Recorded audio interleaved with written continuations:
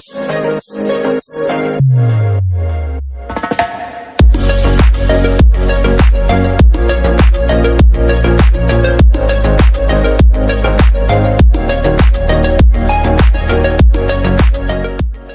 আলাইকুম। আজকে আমি আপনাদের দেখাবো মানিকগঞ্জের খেজুর বাগান। কারণ মানিকগঞ্জ হাজারি গুড়ের জন্য হচ্ছে বিখ্যাত। এই হাজারি গুড় অনেকেই চেনে, আবার অনেকেই চেনেন না, তবে চেনেন খুব বেশি মানুষ।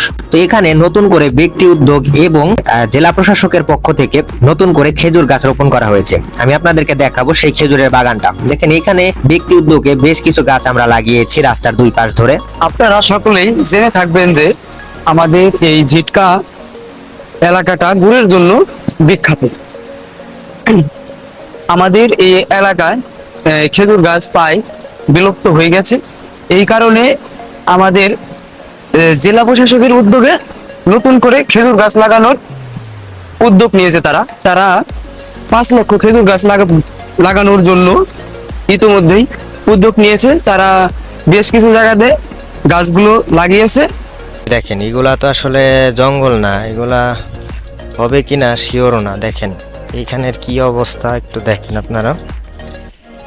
এই দেখেন এত ঘন জঙ্গলের মধ্যে কিভাবে হবে আসলে একটা খেজুর গাছ বা একটা গাছ, সেটার মানে বলার অপেক্ষা রাখে না। দেখেন সামনে আরেকটু আগে দেখেন, এখানে দেখাই যাইতেছে না যে আসলে মানে খেজুর গাছ আছে। রাস্তার এই পাশে এত জঙ্গল, এগুলো আসলে যত্ন ছাড়া সম্ভব না। শুধু লাগাইলেই তো হবে না, এগুলার আসলে যত্ন করতে হবে। সরকারিভাবে যারা এই খেজুর গাছগুলো রাস্তার পাশ দিয়ে লাগিয়েছেন, তারা কি হিসেব করে আসলে এই গাছের নিচে খেজুর গাছের চারাগুলো রোপণ করেছে আমি জানি না। এগুলো পরিপূর্ণ যত্ন করতে হবে।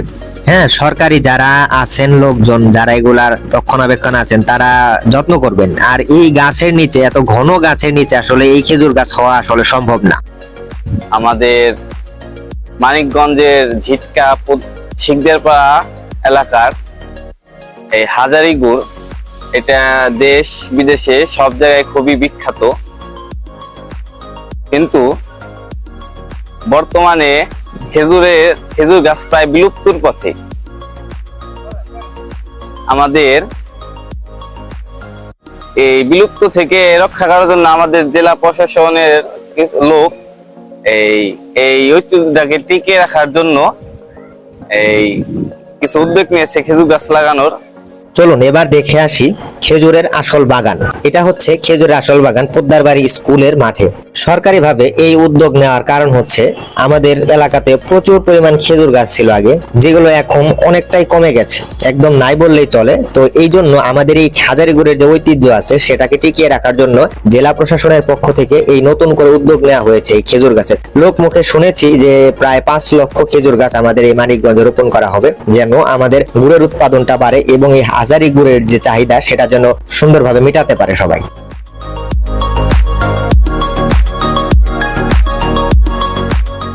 এগুলো লাগানোর ফলে আমাদের পরিবেশ অনেক সুন্দর হবে এবং খেজুরের গুড় সবাই সহজলভ্যভাবে পাবে। আমাদের পরিবেশের জন্য এটা অনেক ভালো হবে, কেননা এই গাছপালা থাকলে ছায়া হবে, এগুলি আপনারা জানেন। জেলা প্রশাসক উদ্যোগে এইরকম উদ্যোগ খুবই সুন্দর একটা উদ্যোগ নিয়েছে তারা। এই উদ্যোগের ফলে আমাদের এলাকার এই খেজুর গাছের গুড়, এই গুড়টা সহজলভ্যভাবে পাওয়া যাবে, এটা বিলুপ্তি হবে না। এই খেজুর গাছের উদ্যোগে তারা ইতিমধ্যেই হাজারি পল্লী বানিয়েছে। সেখানে জেলা প্রশাসককে আমরা ধন্যবাদ জানাই, কেননা তাদের এই সুন্দর একটা উদ্যোগের কারণে। এখন যেখানে বাগানটি করেছে এই জায়গাটির নাম আসলে পোদ্দারবাড়ি। পরবর্তীতে সেটাকে একটা পার্কে রূপান্তরিত করার কথা ছিল, যেটার নাম দেওয়া হয়েছিল পদ্মাবতী, কিন্তু সেই প্রকল্পটি বাতিল হয়ে এখন সেটাকে খেজুর বাগান নামে পরিচিত।